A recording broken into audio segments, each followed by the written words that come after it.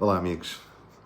Bem-vindos ao segundo episódio sobre esta carta que a Casa Universal de Justiça manda aos amigos do Irão. Hoje vou-vos falar da família, da escola, da justiça, do dinheiro, do trabalho e do caráter. Antes, quero apenas fazer um pequeno resumo do episódio anterior, para nos situarmos. No episódio anterior, nós vimos que a Carta da Casa Universal de Justiça de 2 de abril de 2010 apresenta-se como uma luz para o nosso tempo. Nesta carta, a Casa Universal de Justiça fala da família. Fala da família, mas mais do que isso. Ela aponta exatamente para algo maior. Ela aponta para a civilização. Nesta carta, a Casa Universal de Justiça fala de riqueza, mas fala de riqueza apontando para o propósito da vida. Fala também de educação. Fala de educação e aponta o caminho para a formação da alma.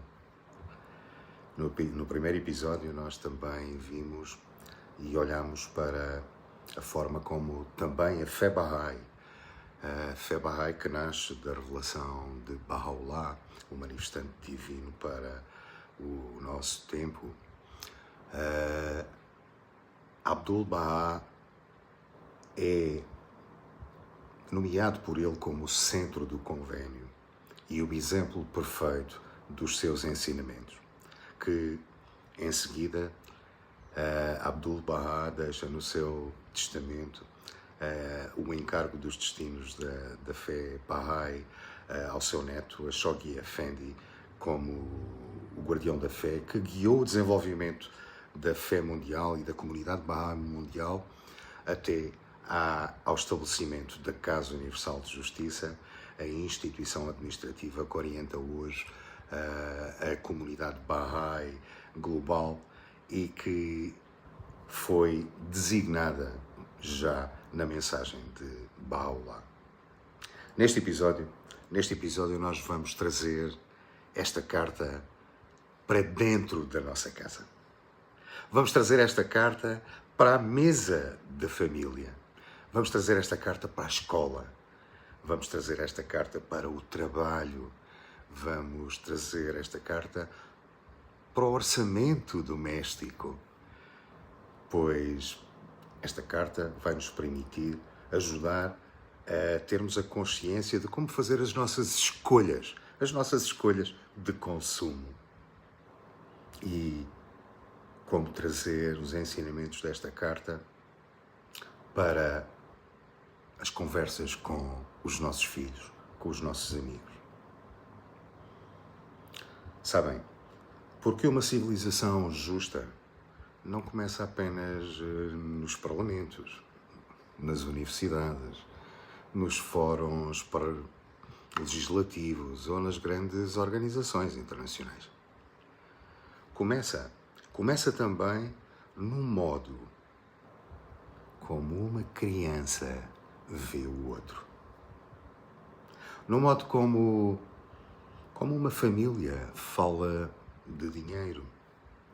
No modo como um jovem compreende o que significa o sucesso. No modo como um adulto. No modo como um adulto exerce a sua profissão e lhe dá nobreza e lhe dá dignidade. E nisso a transforma em adoração. Adoração a Deus e em serviço à humanidade. Então, vamos falar na carta. A carta vai-nos falar de família. A família como a primeira escola. A primeira escola, sabem do quê? Da alma. A família é a primeira comunidade que a criança conhece. Já se deram conta disso? Com certeza que sim. Antes de compreender o mundo, a criança, e no seu processo de desenvolvimento e crescimento, ela observa a casa, observa como os pais falam, observa como tratam quem os serve, observam como reagem à pobreza e aos pobres e observam também como falam com os mais abastados, com os mais ricos. Observam como, dentro da casa, a importância que se dá ao dinheiro e a forma como o gastam ou aplicam e como lidam com conflitos.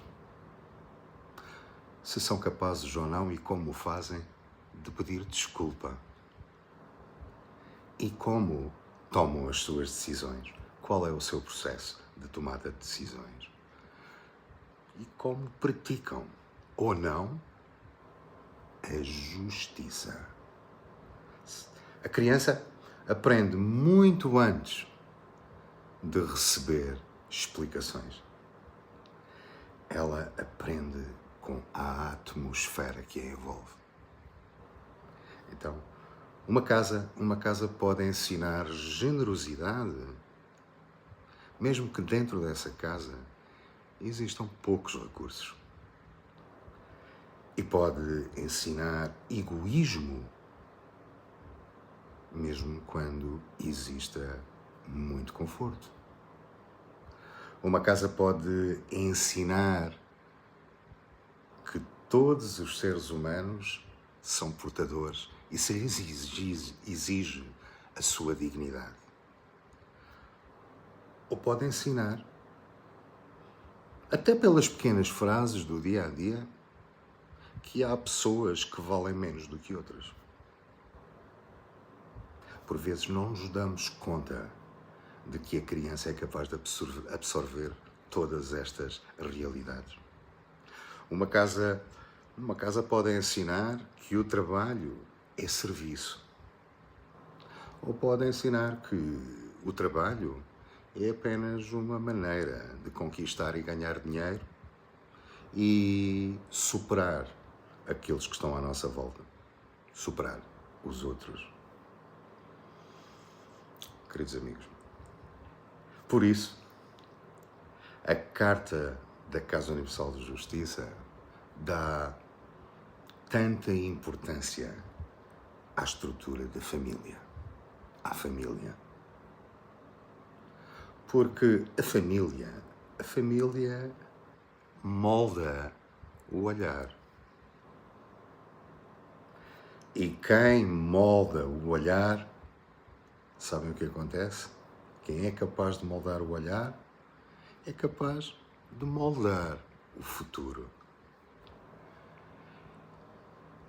Por isso, é preciso nós compreendermos esta realidade em que nos envolvemos. Quero então falar-vos da mesa da família como uma metáfora da sociedade. Imaginem uma mesa de jantar. Se nessa mesa alguém se serve primeiro, enche o prato, guarda o melhor para si e deixa aos outros o que sobra. Aquela mesa revela e reflete uma cultura. Mas, ao invés, se cada pessoa olha em volta, manifesta consideração pelos outros, é capaz de partilhar, de esperar, agradece e é capaz de se preocupar para que todos tenham o suficiente, aquela mesa revela outra cultura, uma cultura completamente diferente. A sociedade, queridos amigos, é uma grande mesa. Já se deram conta? A economia é uma grande mesa. O planeta a nossa casa comum é uma grande mesa. Então, a pergunta é: estamos a servir-nos como se estivéssemos sozinhos?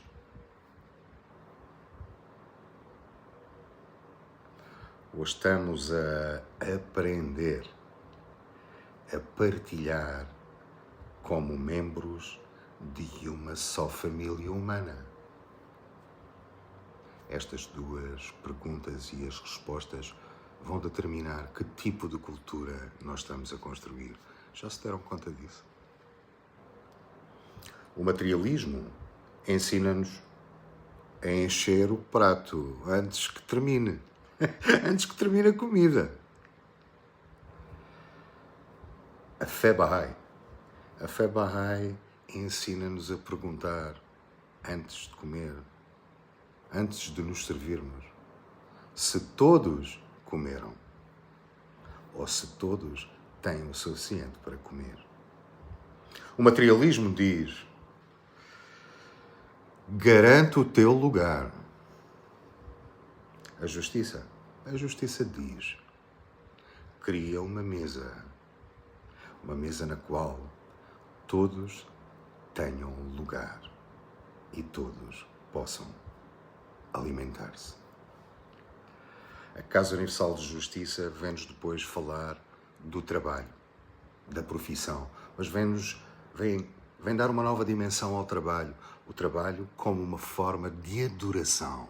Reparem bem, na carta, a Casa Universal de Justiça recorda que o exercício honesto e assíduo de uma atividade profissional, do nosso trabalho, útil, em espírito de serviço, pode ser considerado como um ato de adoração. Esta ideia transforma completamente a visão do trabalho. A adoração não acontece apenas no momento... A adoração não acontece apenas no momento da oração, quando nos dirigimos a Deus para fazer orações, orarmos. Também pode acontecer no consultório, na escola, no campo, na loja, na oficina, na empresa, no escritório, na arte, na escrita, na investigação, no cuidado, na limpeza, na gestão, no atendimento, na construção. Em todas as atividades que o ser humano use todos os seus dons para pôr ao serviço da sua vida e dos outros. Quando uma pessoa é capaz de trabalhar com honestidade, excelência e desejo de servir, vejam bem o que é que acontece. O trabalho ganha. Ganha o quê? Ganha dignidade. E essa dignidade não é só material, é acima de tudo uma dignidade espiritual. Mas quando o trabalho se torna apenas um instrumento de ambição, manipulação, acumulação, o que é que acontece? Ele perde a luz. Ele perde a sua luz, essa luz da espiritualidade. A pergunta não é apenas quanto é que eu ganho. A pergunta é também, e deve ser, o que é que o meu trabalho produz neste mundo? O que é que o meu trabalho contribui para a melhoria do mundo? O que é que o meu trabalho produz para desenvolver a prática da justiça? Ou o que é que o meu trabalho produz para desenvolver a prática da exploração? O meu trabalho produz conhecimento ou produz uma ilusão? O meu trabalho produz saúde ou produz dependência? O meu trabalho produz beleza ou rebaixamento e degradação do meu semelhante? O meu trabalho produz união ou produz conflito? O meu trabalho produz dignidade ou produz humilhação. Esta é uma nova visão. Então, é preciso educar para quê? Educar para o sucesso ou educar para o serviço? Sabem, é que muitas famílias dizem aos filhos: estuda para seres alguém na vida. Mas, convenhamos, a criança já é alguém. Já é alguém nesta vida. Ela não precisa tornar-se alguém através do dinheiro, do diploma ou do estatuto. Ela precisa, sim, de ser capaz e de ser guiada para que possa descobrir verdadeiramente quem ela é. Precisa de ser guiada e educada para aprender a descobrir a sua natureza. Porque nós somos seres criados à imagem de Deus. Estamos conectados com Ele. E Deus é nobreza que nos deu. Mas precisamos de aprender a desenvolver essas capacidades para reconhecer como pôr em prática essa nobreza. E para isso precisamos de aprender a servir. Então, talvez devêssemos dizer aos nossos filhos, como educadores, estuda para poderes servir melhor. Desenvolve os teus talentos para que possas contribuir para a elevação do mundo, para a melhoria do mundo, através de ações puras e boas e de uma conduta louvável e digna. Procura experiência. Experiência não para seres superior, mas para seres útil. Constrói uma vida digna, mas nunca esqueças a dignidade do teu semelhante, a dignidade dos outros. É que há uma diferença enorme entre educar para a competição e educar para a contribuição, para a capacidade de desenvolver cooperação e reciprocidade. A competição apenas pergunta: como é que eu posso ultrapassar, chegar em primeiro lugar? Ao invés, a contribuição pergunta: como é que eu posso ajudar a elevar? A competição vê o outro como um obstáculo, alguém que precisamos de competir. A contribuição e a cooperação vê o outro como uma parte do mesmo corpo humano. Vejam bem como isto leva a uma construção de uma cultura diferente. Uma criança educada apenas para vencer na competição, ela pode tornar-se competente nesse caminho, mas ela terá um coração frio. Uma criança educada, ao invés para servir, para contribuir, ela pode tornar-se também competente, mas portadora de luminosidade, portadora de luz para todos aqueles que estão à sua volta. Então precisamos de aprender a olhar, e a carta ajuda-nos para a forma como olhamos e usamos o dinheiro dentro da nossa casa. O modo como uma família fala de dinheiro é profundamente educativo ou não. Se o dinheiro é tratado como uma medida de valor humano, o que é que acontece com os filhos que estão sujeitos a este pensamento? Eles aprendem a comparar. Já repararam que a nossa sociedade está aivada, vive nesta cultura da comparação, nós e os outros? Se o dinheiro é tratado como um instrumento de responsabilidade, então os filhos ao invés vão aprender a administrar. Se o dinheiro é usado apenas para satisfazer desejos e caprichos, os filhos aprendem o consumo e esta cultura viciante do consumo. Mas, ao contrário, se o dinheiro é usado também para ajudar, educar, partilhar e construir, os filhos aprendem uma lição valiosíssima. Eles aprendem sobre a prática da justiça. Queridos amigos, uma família não precisa de ser rica para ensinar. Ensinar uma relação espiritual que o ser humano deve desenvolver com os recursos materiais. Pode ensinar gratidão, pode ensinar solidariedade, pode ensinar generosidade, pode ensinar que nem todo o desejo precisa ser obedecido e que por vezes precisa de ser refriado. Aprender sobre o autodomínio.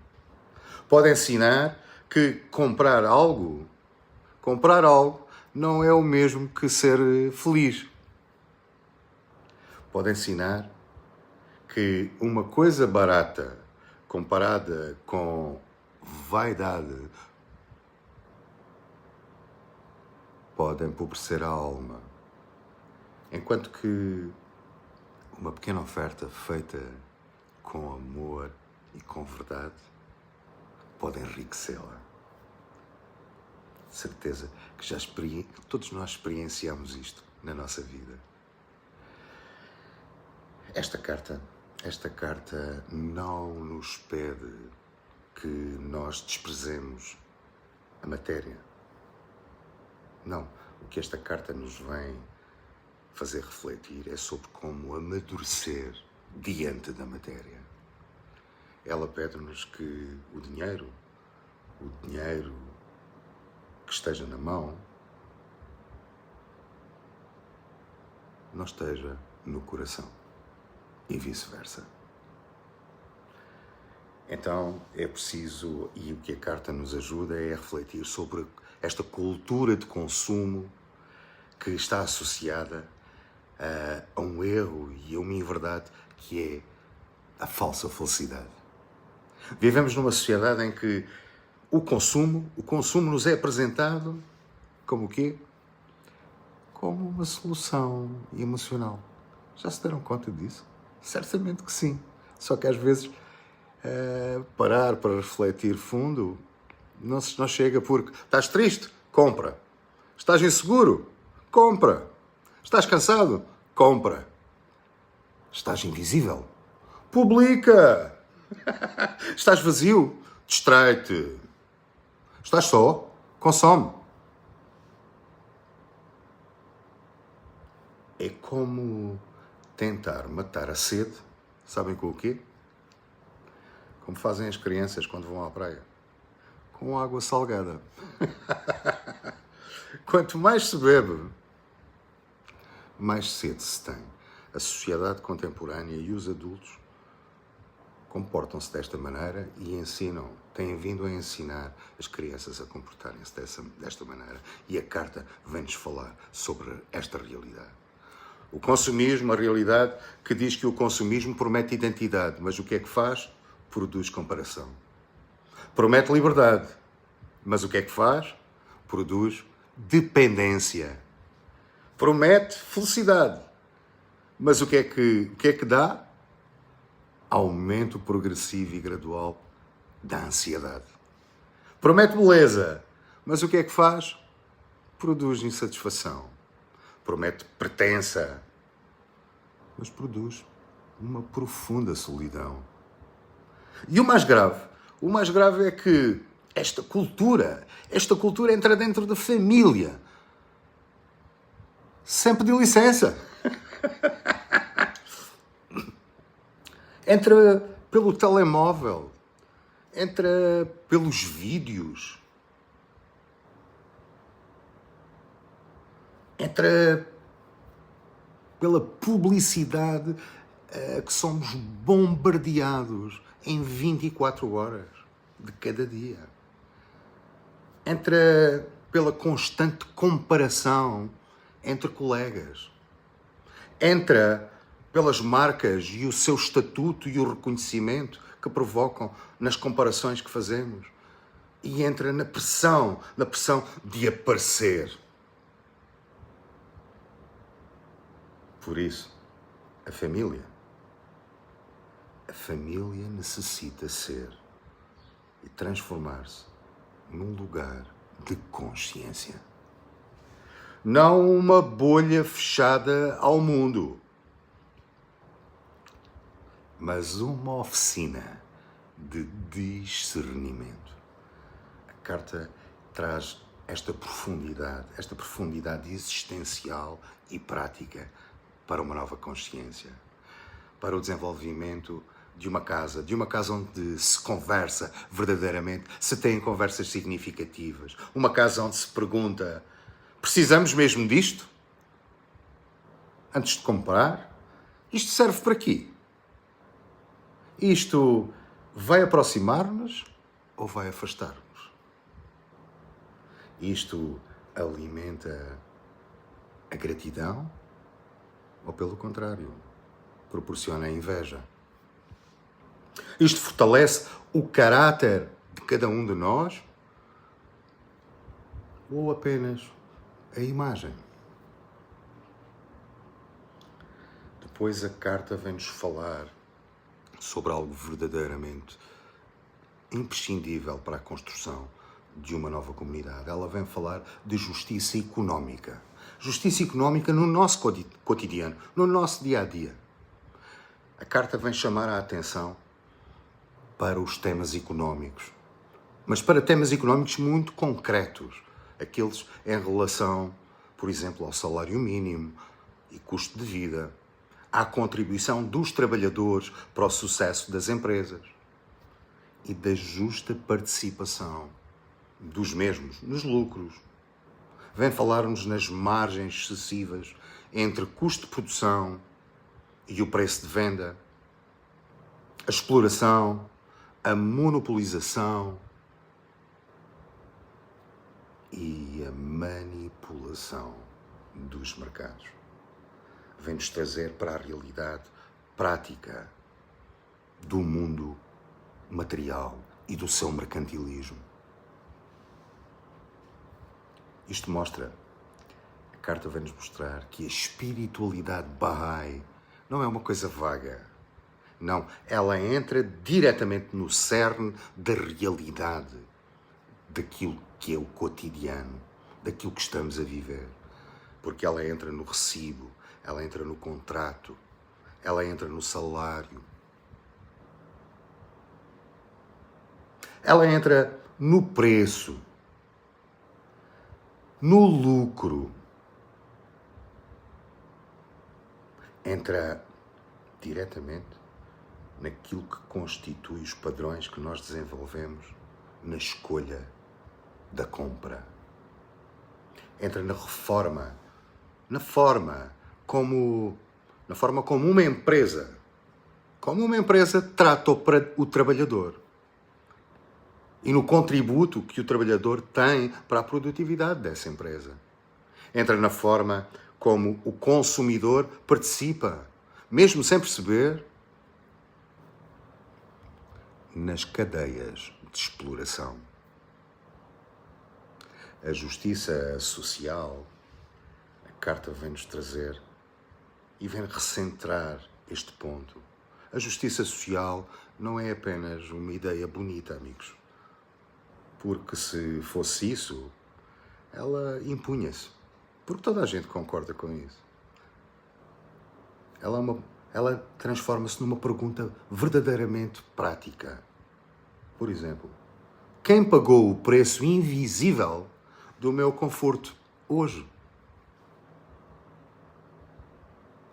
Quem foi mal remunerado para que eu possa comprar barato hoje?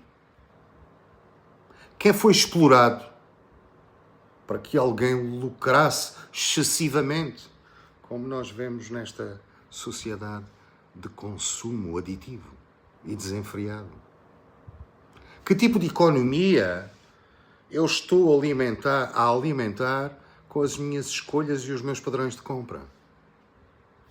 E ao mesmo tempo, a Casa Universal de Justiça, através desta carta, não nos convida a uma culpa paralisante.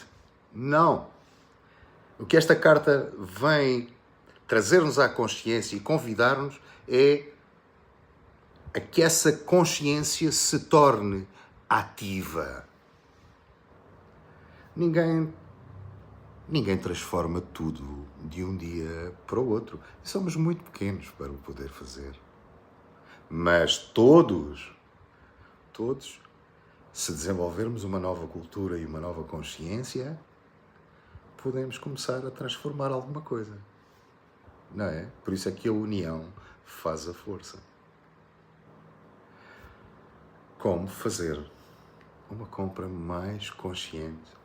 Como desenvolver e praticar conversas mais honestas, mais verdadeiras? Como desenvolver o processo de decisão profissional de uma forma mais ética e moral?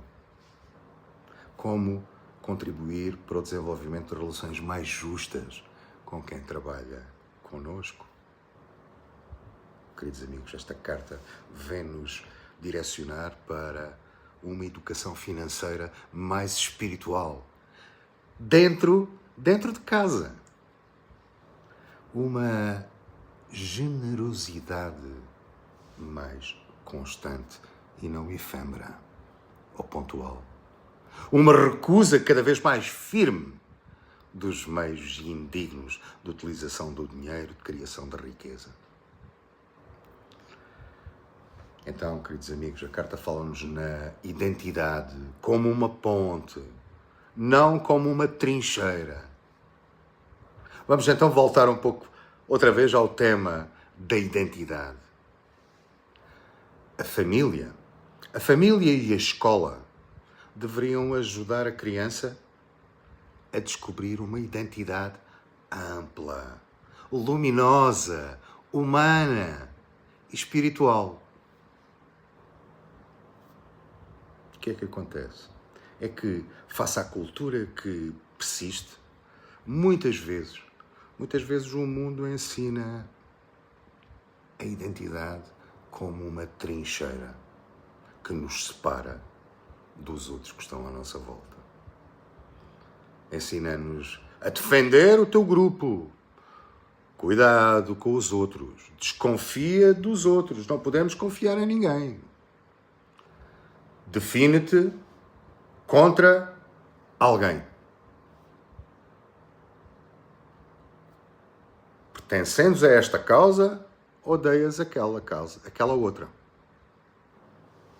A tua forma de afirmação é separando-te. Vejam bem, queridos amigos, como esta mentalidade e esta cultura jamais poderá criar as raízes para uma paz universal. Já se deram conta? E que essa cultura produz o conflito e a guerra. Porque a paz, queridos amigos, a paz não se constrói com identidades armadas, que é aquilo que nós estamos a assistir neste erro, nesta ilusão. A paz constrói-se, sim, com identidades iluminadas. E uma identidade iluminada sabe dizer: eu tenho uma história, mas eu não sou, nem me tornei, nem me deixei captar e ser um prisioneiro dela. Tenho uma cultura, mas eu não desprezo nenhuma outra cultura. Tenho uma dor, mas não transformo essa dor em ódio ou ressentimento contra os outros. Tenho convicções, mas essas convicções não me fazem negar a dignidade de todo e qualquer ser humano que pense diferente de mim. Eu tenho uma identidade, mas a minha identidade mais profunda e mais verdadeira, porque é aquela que me conecta com a essência do meu ser, é divina, é espiritual. Eu sou membro de uma só família. E essa família é a humanidade. Queridos amigos, a Casa Universal de Justiça, através desta carta, vem-nos elevar. Esta é a visão que precisa entrar diretamente, já, hoje, na educação. Não para apagar as diferenças, nada disso, mas para ordená-las dentro da unidade. Não para silenciar as injustiças, mas para contribuir para curá-las, sem criar novas formas de separação. Não para negar os conflitos, mas para aprender a resolvê-los sem desumanizar. Queridos amigos, aquilo que é o sustentáculo da fé é exatamente o papel do convênio na construção desta cultura. Na fé Bahá'í, esta visão não fica entregue apenas à boa vontade do indivíduo, à boa vontade individual. Não. Ela é sustentada pelo convênio. E esse convênio é um contrato. Um contrato, neste caso, divino. O convênio tem a força para manter a comunidade unida em torno da palavra do manifestante divino, a palavra de Baha'u'lláh, para evitar as cisões ou a sobreposição das ideias em relação àquilo que é ensinado, distorcendo-as. Permanece a coesão, ajuda a fomentar a coesão e impede que cada pessoa possa transformar a religião num reflexo do seu próprio ego, da própria ideologia ou da própria ambição, seja ela qual for, normalmente de poder. E isso é essencial. E é essencial porque até ideias espirituais podem ser usadas para alimentar poder pessoal. Veja o que tem acontecido na história da humanidade e nas lutas que a humanidade tem desenvolvido através da religião. Até a justiça pode ser usada para humilhar. E até a unidade pode ser usada, como estamos a assistir, como um discurso vazio. O mesmo acontece com o serviço. Até o serviço pode ser usado apenas para ganhar prestígio. Já se deram conta? Pois a Casa Universal de Justiça vem-nos falar do convênio. O convênio que educa a comunidade para algo diferente, para o desenvolvimento e a aprendizagem de um processo de consulta permanente, aprendermos uns com os outros a procurar a melhor solução para todos, com humildade, com obediência às leis morais e éticas e de uma forma consciente, através de uma aprendizagem coletiva e uma ação ordenada entre os 3 pilares: indivíduos, comunidades e instituições, que se tornam capazes de aprender e crescer juntos. Mas para quê? Não para dominar a sociedade, mas para um fim, um propósito divino e universal, que é o de servir a sociedade. Não para impor uma agenda pré-definida de acordo com ambições ou projetos de poder. Pelo contrário, para oferecer um exemplo que eleve, não que rebaixe. Não para conquistar poder, mas sim para libertar as capacidades de cada um de nós, de acordo com a medida que Deus deu a cada um, desenvolvendo as qualidades e as virtudes que estão dentro de cada um de nós. Queridos amigos, em conclusão deste episódio de hoje, nesta carta, a família aparece com uma visão. E não é apenas um lugar onde nós vivemos. Não. A família é um lugar. É o lugar onde se aprende a viver. A economia não é apenas um sistema de produção e consumo. A economia é um campo moral onde se revela o que uma sociedade valoriza. O trabalho não é apenas o emprego.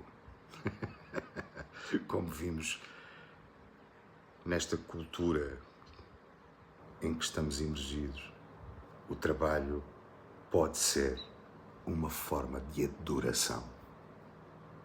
A educação não é apenas uma preparação para alcançarmos as nossas ambições e os nossos propósitos materiais para ganhar dinheiro. Não.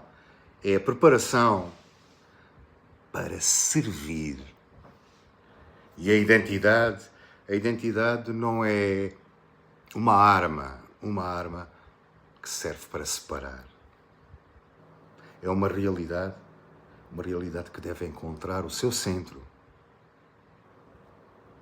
na unidade da humanidade. Isto é aquilo que a Carta nos apresenta. A Carta da Casa Universal de Justiça aos amigos da comunidade Bahá'í oprimida do Irão. No próximo episódio vamos olhar para as esperanças, para uma esperança mais vibrante, a esperança mais vibrante que esta carta nos dá. E que sabem qual é? É a juventude. Uma juventude capaz de aprender a resistir à ganância. Uma juventude que compreende a nobreza humana. Que é capaz de agir unindo a ciência e a religião, a rejeitar o materialismo e o fundamentalismo.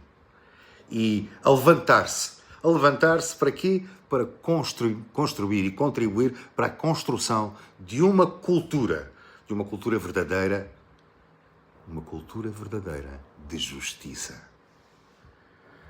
Porque, queridos amigos, quando os jovens descobrem que a vida não se resume ao simples ato de vencer, mas sim de servir, o futuro